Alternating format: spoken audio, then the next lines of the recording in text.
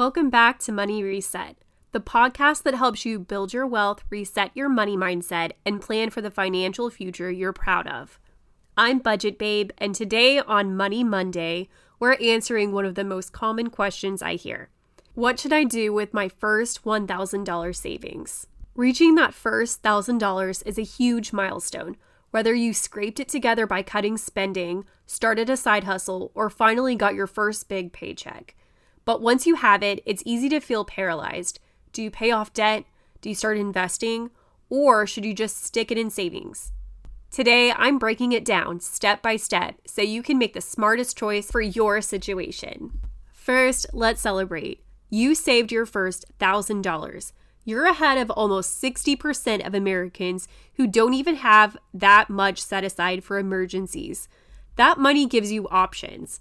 It's the start of financial security and can signal that you're taking control of your future. But what you do next will determine whether you build momentum or stall out. So let's break down the possibilities. Before you do anything else, the first priority for most people should be having cash for emergencies. Because if your car breaks down or you get hit with an unexpected bill, you won't have to go straight to a credit card, which you're going to have to pay back anyways.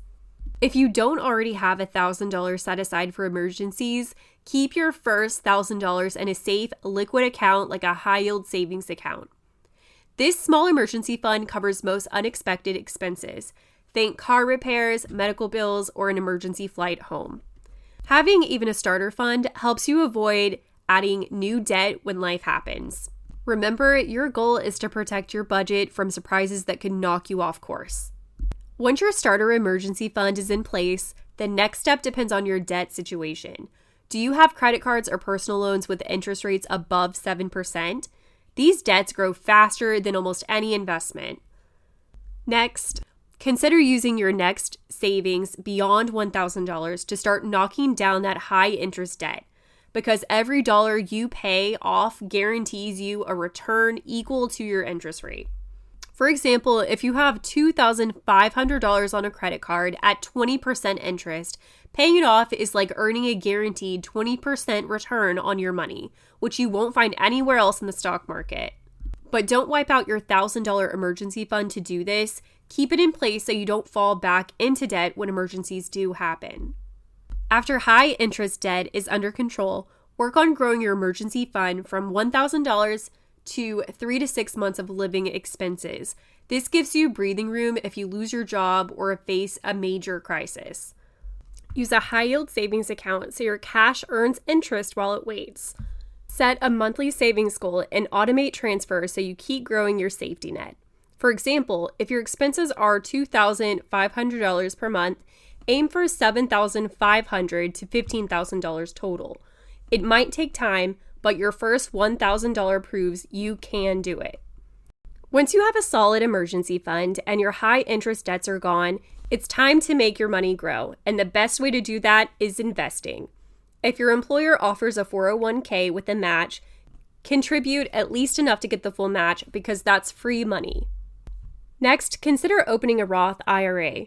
It's one of the best ways to build tax-free wealth over decades. If you already have those in place, a taxable brokerage account is a great extra savings you don't need for decades. And remember, investing isn't gambling, it's using time and compound growth to make your money work for you. Here are some suggestions to inspire your next move. Keep your $1,000 in a high-yield savings account as a starter emergency fund. This can give you confidence and protection from relying on credit cards when life throws curveballs. Use the $1,000 to pay down part of your high-interest credit card balance. Every dollar you pay off saves you significant money on interest. Or split your first $1,000. Keep part in an emergency fund and start a Roth IRA with the rest. Even $300 invested now can grow a lot over time. These examples show that there's no one-size-fits-all answer, but the key is to just have a plan. So here's your challenge. If you've reached your first $1,000, decide today what you'll do with it. Will you build your starter emergency fund, pay down high interest debt, or start investing in your future? Write your next step down and put it into action this week. Remember, your first $1,000 isn't the finish line, it's the starting block. And if you want tools to keep your money growing, check the episode description to sign up for my newsletter. You'll get my free Roth IRA checklist and beginner's guide to start building tax-free wealth today. If this episode helped you, share it with somebody who just hit their first savings milestone. And don't forget to subscribe to Money Reset so you never miss tips to reset your money mindset and make your cash work harder for you. Don't miss next week's Money Monday, where we'll dive into Christmas in August, how early planning saves money and stress, so you can enjoy the holidays without financial regret.